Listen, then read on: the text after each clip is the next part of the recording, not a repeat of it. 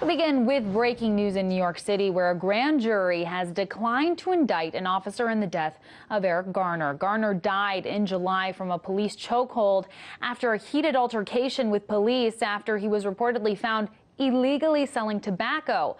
That video soon went viral, particularly because of Garner's last words to the police when he died, which were, "I can't breathe." Take a look.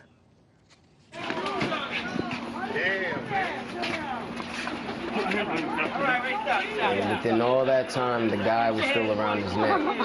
Put your hand behind your back. I can't breathe. I can't breathe. I can't breathe. I can't breathe. I can't breathe. I can't breathe. The death of Garner incited tensions between the NYPD and minority communities at the time, and now that tension is expected to resurface after last week's riots in Ferguson and across the country over a grand jury decision that did not indict Officer Darren Wilson.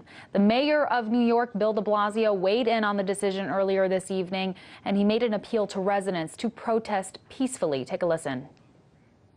People will express themselves now as they should in a democracy.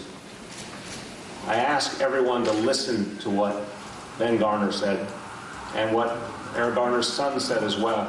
If you really want to dignify the life of Eric Garner, you will do so through peaceful protest. You will work relentlessly for change. You will not sully his name with violence or vandalism. That doesn't bring us closer to a better community. Now joining me with the very latest from New York is RT's Alexei Yaroshevsky. Alexei, it seems a number of people have gathered there on the streets in Manhattan. What have you seen?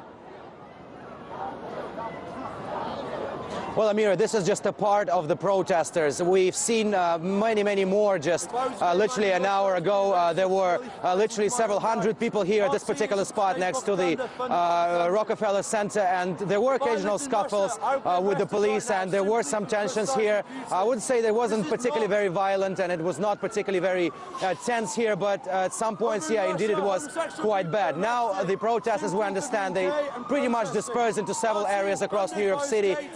One is at Union Square, the other one is Times Square, but it's really hard to say where this is going to go from here because it is really hard to predict. Like last week when we saw thousands hit the streets, people are clearly enraged by what happened with the grand jury decision over Eric Garner, and this is pretty much their vocal message right now. Hands up, don't shoot, and I cannot breathe, symbolizing the two cases, the Mike Brown case and the Eric Garner case.